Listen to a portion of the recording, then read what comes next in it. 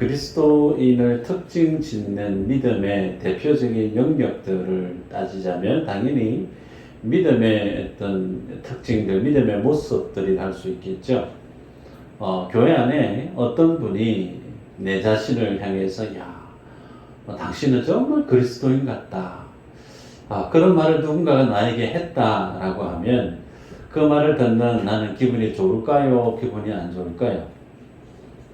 좋겠죠. 저분이 내가 예수님을 믿는 믿음이 짝퉁이 아니고 진빼이구나. 내가 정말 예수님을 잘 믿는 사람으로 인정을 하는 것처럼 여겨져서 은근히 자부심도, 신앙의 자부심도 좀 업이 되는 것 같고, 기분이 썩 좋아질 것 같은 느낌이 듭니다. 자, 그런데 성경에서 오늘 읽었던 내용 중에 비로소 그리스도인들의 일컬음을 받았다. 그리스도인이라고 하는 말이 이전에 없었는데 새롭게 만들어졌단 말이죠.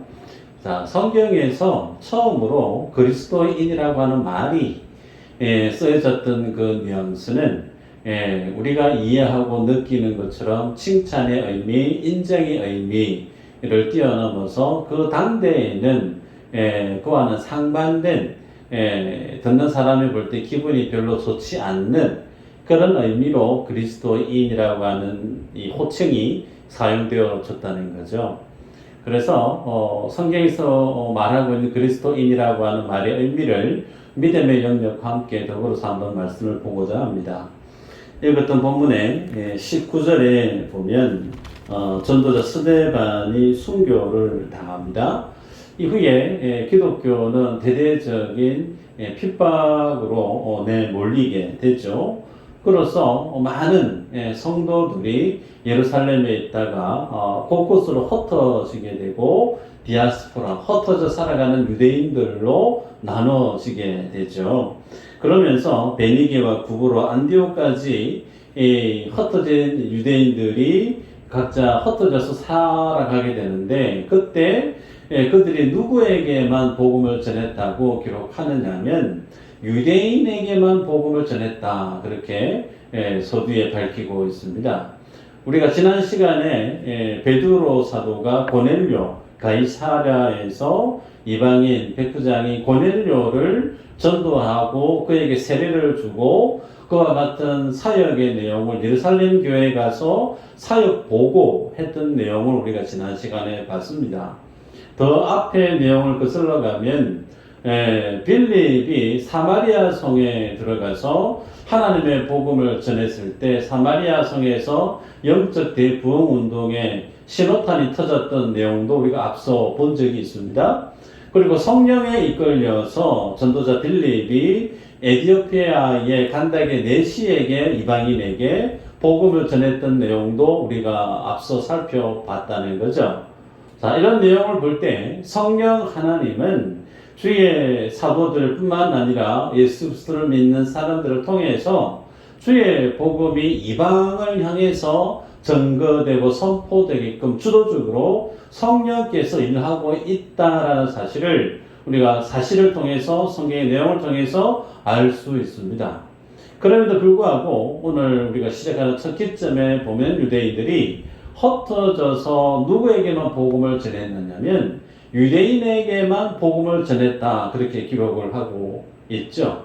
이런 내용을 보면 좀처럼 우리들은 베드로가 예루살렘 교회에 가서 이방인에게 성령이 임하고 세례를 주고 하나님 행하신 그 일들을 선교 보고하고 이전에 빌립에 의한 이방인들의 사역이 일어나는 것을 그들이 듣고 보았음에도 불구하고 여전히 유대인들 속에 가슴 속에 있는 신앙의 그 기준은 여전히 이 유대인들에게만 복음이 전거되어져야 된다. 이것이 곧 그들이 주께로부터 받았던 사명인 것처럼 그렇게 여기고 살고 있는 모습을 우리가 보게 되죠. 유대인들만 그런가? 아니죠. 우리도 마찬가지일 수 있습니다. 나도 신앙의 편견과 신앙의 좁은 시야에 갇혀서 다른 어떤 신앙의 모습들에 대해서, 사역에 대해서 우리가 쉽게 마음을 열지 못할 수 있는 영역들이 참 많이 있을 수 있음을 우리가 간접적으로 자기 자신을 객관화할 수가 있습니다. 자, 그런데 그러다가 오늘 본문에 보면 몇 사람이 구브로와 구레네 몇 사람이 안디옥에 이르러서 헬라인에게 복음을 전했다. 그렇게 기록을 했는데, 그렇게 몇 사람에게 이방인에게 복음을 전했는데 그들이 예수 그리스도를 믿고 영접하고 수많은 사람들이 예수님께로 돌아왔다라는 기록으로 알려지고 있습니다. 어떻게 유대인이 이방인 헬라인에게 복음을 전했는데 그 헬라 사람들이 마음으로 화전 열고 예수 그리스도를 믿어서 하나님을 믿는 믿음의 지체가 될 수 있었느냐? 성경은 하나님의 손이 그들과 함께했다. 그렇게 기록하고 있습니다. 복음을 전했을 때 뭐 한다는 거예요?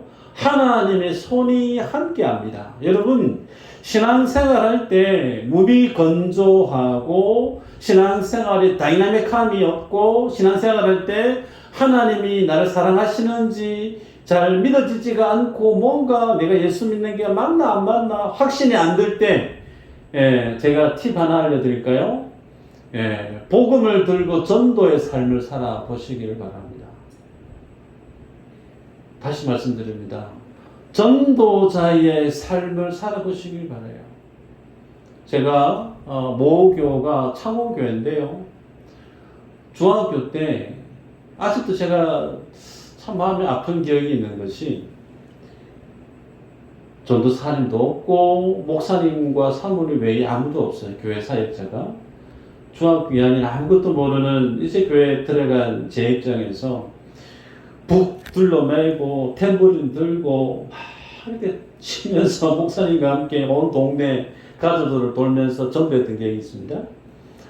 그렇게 전도를 마치고 들어와서 왔더니 사모님이 고구마 맛있는 거 준비해놨어요. 먹고 있는데 하시는 말씀이 전도는 누가 해야 될까요? 물어요. 그래서 예수 믿는 사람도 해야 되는 거 아니에요? 그랬더니 전도는 성도가 하는 거라는 거예요. 목사는 목욕해야 되기 때문에 전도할 시간이 없다. 그래서 양이 이 양 새끼를 낳지 목자 새끼를 낳는 거 아니에요. 그런 논리로 저한테 그런 얘기를 하시더라고요. 그래서 뭔가 아닌 것 같은데 그렇게 여기고 지나갔던 게 있습니다. 잘못된 말이죠. 여러분, 하나님이 나와 함께함을 경험하고 싶은 열망이 있으시면 전도자의 삶을 사시길 바랍니다. 전도자의 삶을 살아보면 하나님이 얼마만큼 내 기도에 적극적으로 순발력 있게 민첩하게 내 기도를, 내 마음을 읽고 내 걸음을 인도하시는가를 여러분이 생생히 경험하고 체험하실 수 있을 거예요. 전도자의 삶을 살아보지 않으면 그러면 그 정도로 하나님의 어떤 살아계심과 하나님 나와 동행하심을 체험하기가 쉽지 않을 수도 있다는 거죠. 자, 중요한 건 오늘 본문에서 그렇게 헬라 사람들에게 복음을 전했을 때 많은 이방인들이 죽게 돌아온 내용을 예루살렘 교회가 소문을 들었다는 거예요. 그 소문을 듣고 난 다음에 실사를 보냅니다. 한 인물 바나바죠. 바나바가 와서 보니까 23절에 보니까 정말 헬라 이방인들이 예수 그리스도의 은혜를 덧입고 제대로 성령을 받고 믿음 가운데 있는 모습을 보게 된 겁니다. 그러면서 각 사람을 바라보면서 바나바가 굳은 마음으로 주께 붙어 있으라. 그러면서 권면을 하고 있는 모습을 성경에서 볼 수가 있습니다. 우리가 알고 있는 것처럼 바나바는 믿음과 성령이 충만한 사람, 착한 사람, 그래서 이름이 바나바 아닙니까? 그런데 그 바나바, 예루살렘 교회에서 정말 다른 어떤 상황의 지역에 놀라운 부흥의 사건이 일어난 것에 대해서 파견을 보냈다라고 하는 것은 예루살렘 교회가 인정하는 믿음의 일꾼이라는 거예요. 대단한 사역자라는 겁니다. 그래서 믿음과 성령이 충만한 자가 와서 안디옥에 이르러 많은 사람들을 한 사람 한 사람 케어하면서 그 교회를 이렇게 세울 뿐만 아니라 또 다소에 가서 집거하고 있는 사도 바울을 찾아서 같이 안디옥에서 동사 목회를 한 거예요. 예. 단임 제가 아닌 같이 주의 말씀으로 안디옥 교회 성도 한 사람 한 사람을 케어하면서 그렇게 1년 동안 열심히 동사 목회를 한 결과 1년 사역 이후에 일어난 결과가 뭐냐면 비로소 그리스도인이라고 하는 이름을 갖게 되어졌다라는 겁니다. 자, 그러면 이 그리스도인이라고 하는 말의 성격이 당대 어떻게 쓰여졌는가를 한번 볼까요? 안디옥이라고 하는 지역은 로마 제국에서 가장 큰 도시 중에 세 번째 해당되어지는 도시입니다. 첫 번째 가장 큰 도시는 당연히 로마겠죠. 두 번째는 북아프리카 이집트에 있는 알렉산드리아라고 하는 지역이 두 번째로 큰 도시입니다. 세 번째가 안디옥이라고 하는 도시인데 이 세 도시가 지중해 연안을 포위하고 세 가지 삼각형 구조로 형성되어져 있습니다. 때문에 로마 대제국에 있어서 신장과도 같은 곳이 바로 이 세 지역입니다. 그래서 수리아라고 하는 총독이 그곳에 기거했을 뿐만 아니라 로마의 군대가 주둔했던 곳이 이 지역이란 말이죠. 그러면 가장 큰 대도시에 가장 지위가 높은 사람들이 밀집해서 살아가고 있는 도시, 그 도시 문명은 다른 어떤 지방의 도시보다 모든 것이 앞장서 있고 뛰어났을 겁니다. 그 가운데 우리가 부인할 수 없는 것이 뭐냐면 돈이 많아요. 그 다음에 계급이 권세, 권력이 많이 높아요. 예. 그 다음에 모든 것이 풍족한 곳이에요. 그럼 그 도시는 어떤 도시의 모습으로 드러나기 쉬울까? 타락한 도시로 접하기가 쉽다는 겁니다. 쾌락과 타락, 술과 밤에 성문화가 발달했던 그런 타락한 도시로 안디옥이라고 하는 지역이 드러날 수밖에 없죠. 그런 곳에 안디옥 교회가 세워지게 된 겁니다. 자, 그렇게 안디옥 교회가 타락한 도시, 쾌락을 제일로 여기는 그 도시에서 하나님의 교회로 딱 세워졌을 때 그 교회에 출석하는 성도를 바라보는 안디옥 일반 다른 사람들이 볼 때 어떤 이미지로 보였을까?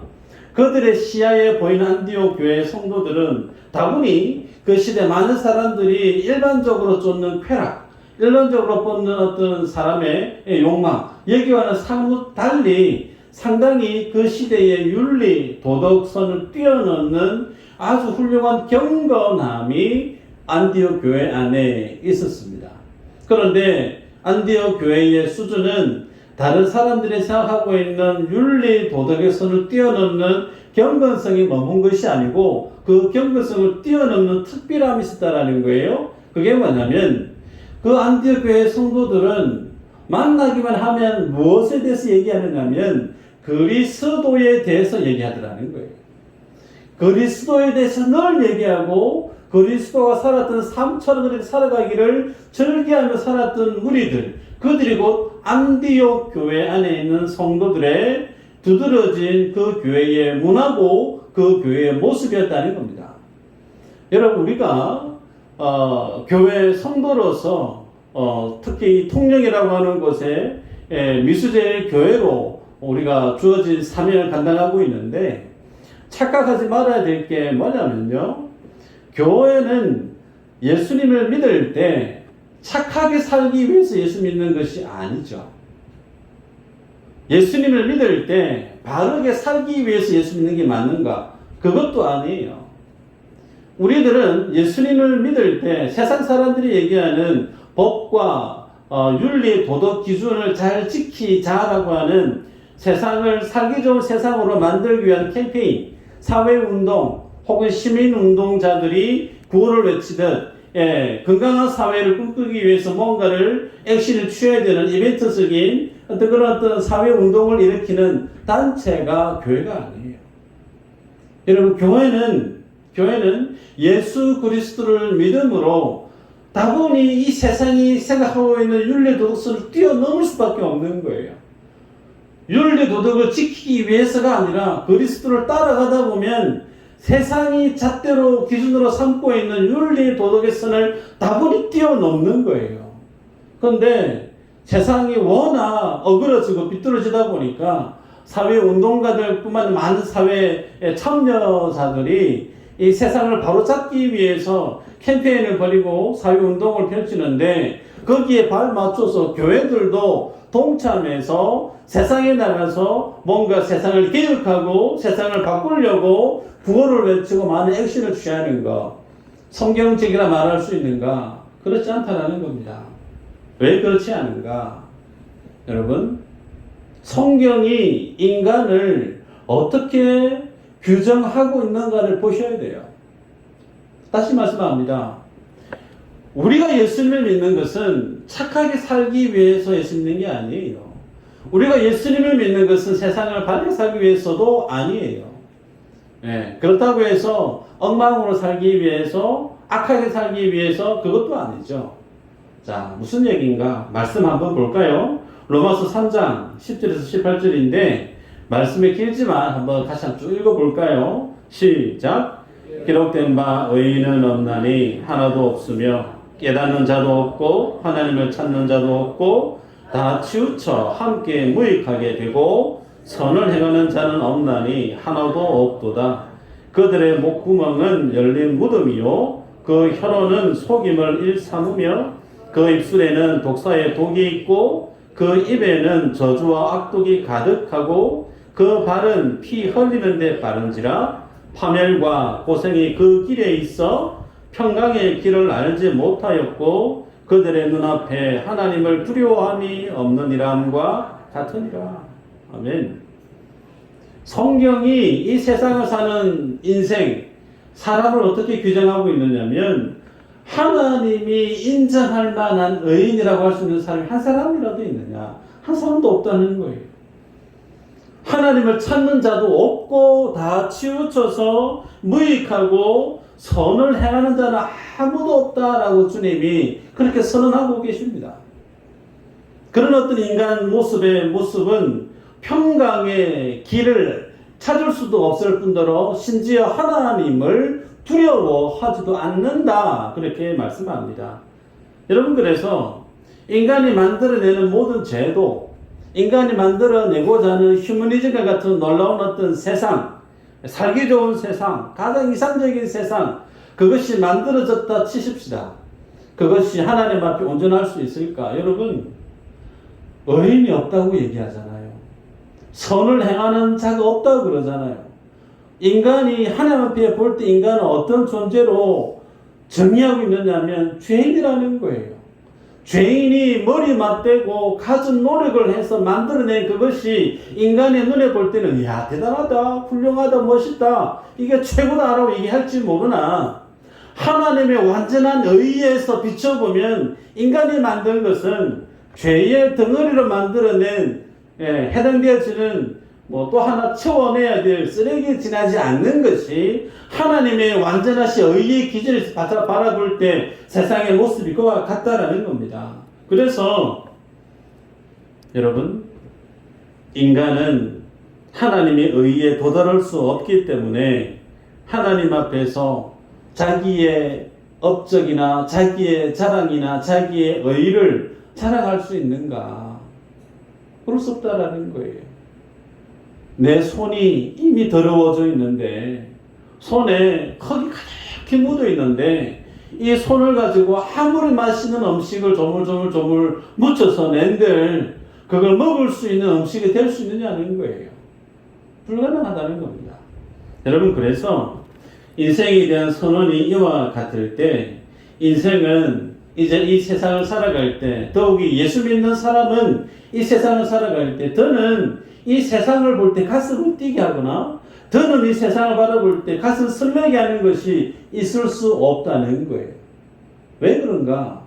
이미 이 세상은 하나님의 의의 잣대에서 비춰볼 때 하나님의 소멸하실 심판의 그 모든 심판의 불과 같은 내용이 이미 다 예정이 되어져 있는 세상이기 때문에 그래요. 불타서 사라져버릴 세상, 영원히 있지 않고 잠시 잠깐 있다가 없어지는 세상, 그런 세상에 내 마음을 둘 필요가 없어지는 겁니다.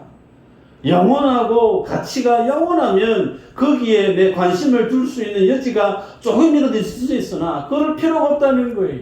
성경에 보니까 이미 그리스도 밖에 있는 이 세상은 하나님의 의의 기준에서 전혀 살아있을 수 없는, 존재할 수 없는, 불타서 없어질 그런 어떤 소멸의 대상이 되는 세상이기 때문에 이 하나님의 진리를 알고 있는 성도는 그러면 어디에 자기의 마음을 집중하게 되어질까요?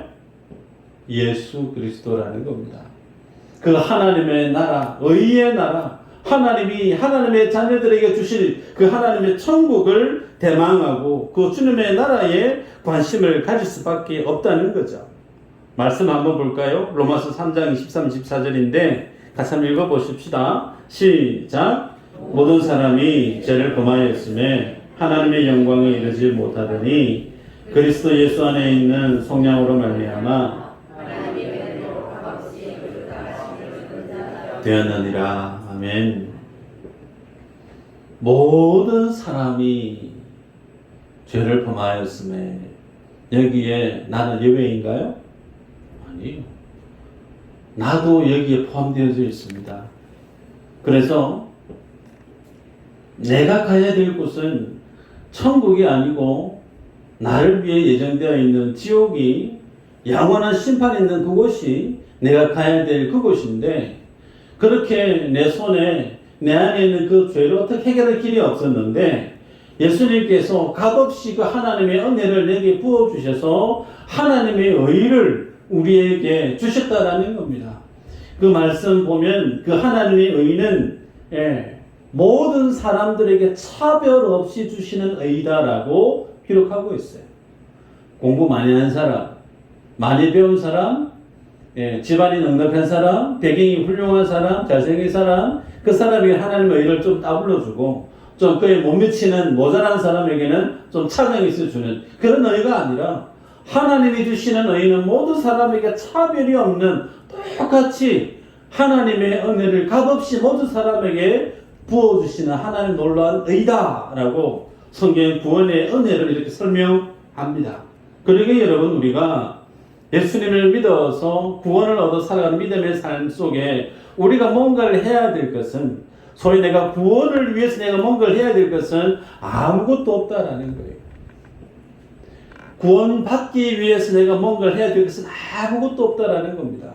구원받은 자이기 때문에 그 주님의 은혜에 감격해서 살 것은 많이 있을 수 있으나 구원받기 위해서 내가 뭔가를 보태야 되는, 더해야 되는 그런 삶의 모습은 없다라는 거예요.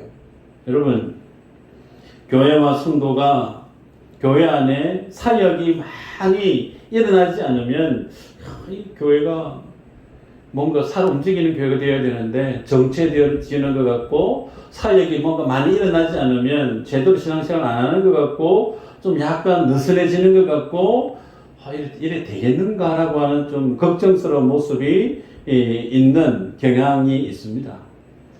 교회 중직자일수록 교회를 사랑하는 마음이 클수록 교회의 모습 하나하나 들여다보면서 고심하게 되고 기도하게 되죠. 그런데 여러분 우리가 뭔가를 많이 하고 안 하고의 관점보다 더 교회가 정신 바짝 차리고 집중해야 될 가치가 있습니다. 말씀을 볼까요? 마태복음 10장 34절 이후로 같이 한번 읽어볼까요? 준비 시작. 내가 세상에 화평을 주러 온 줄로 생각하지 말라. 화평이 아니요 검을 주러 왔노라.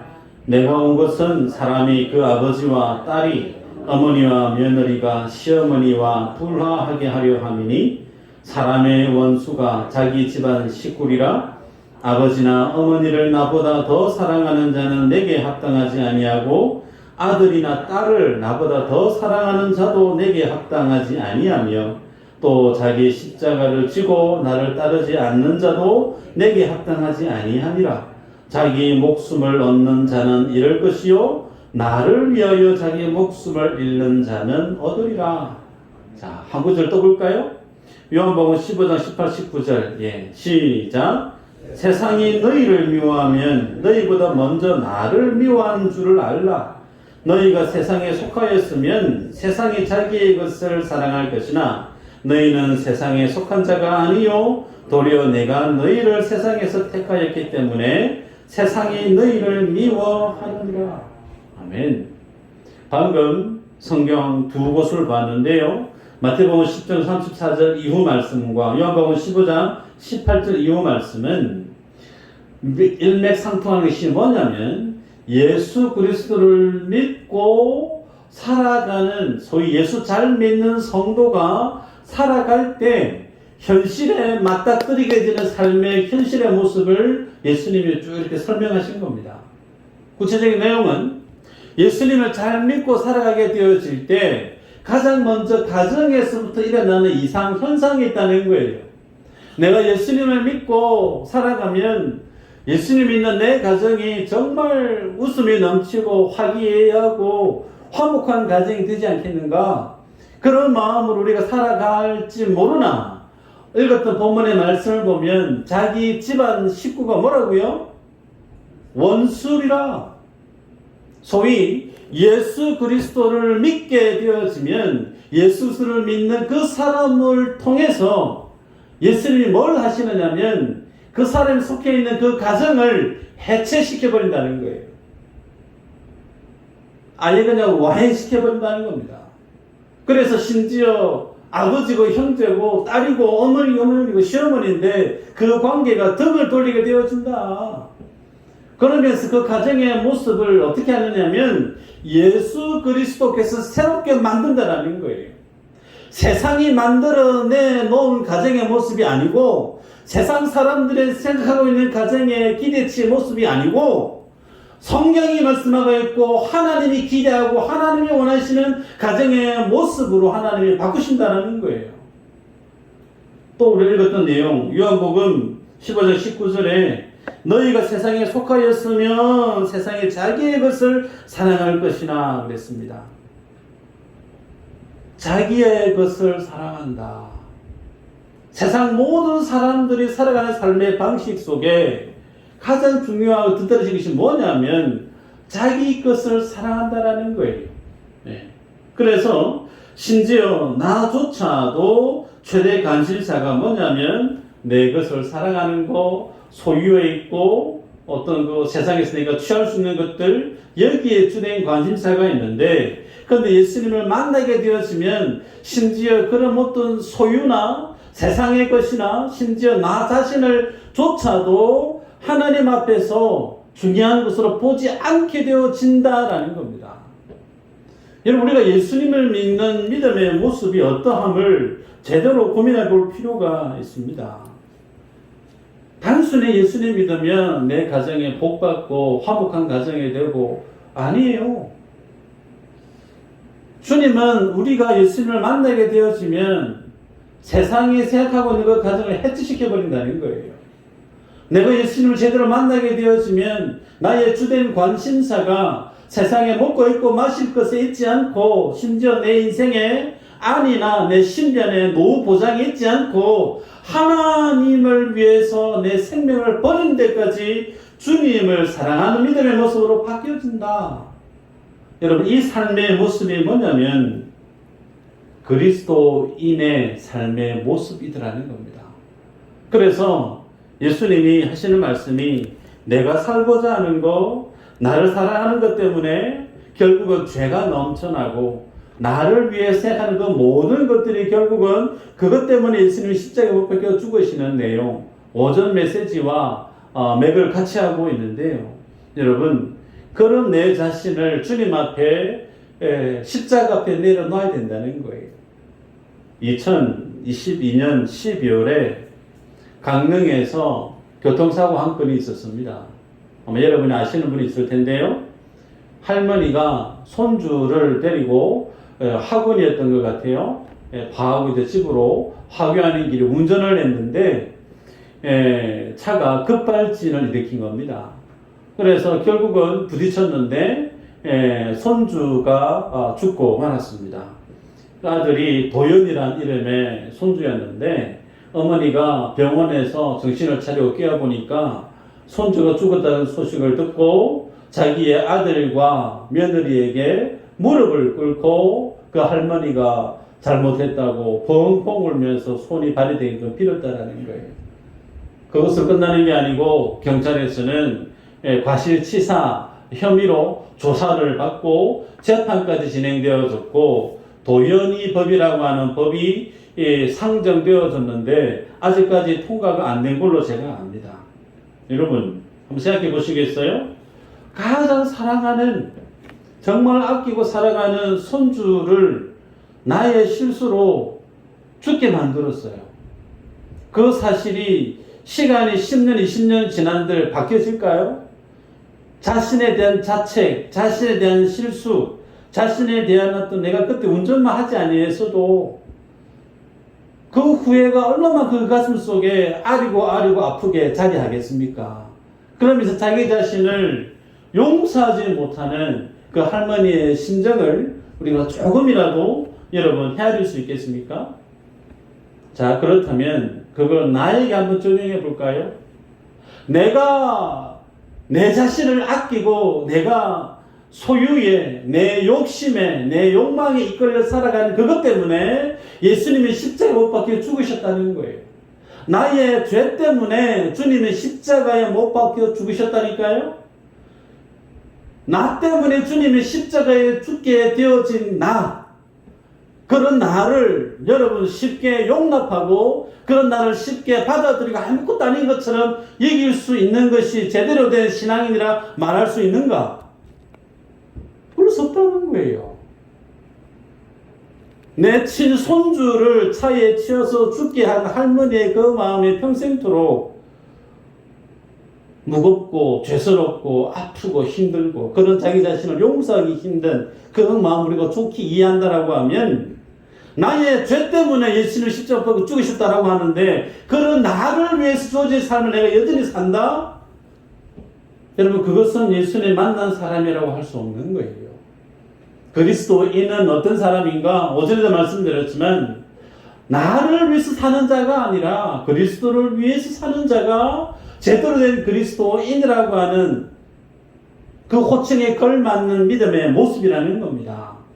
여러분 누가복음 12장 13절 15절 한번 읽어볼까요? 네, 시작.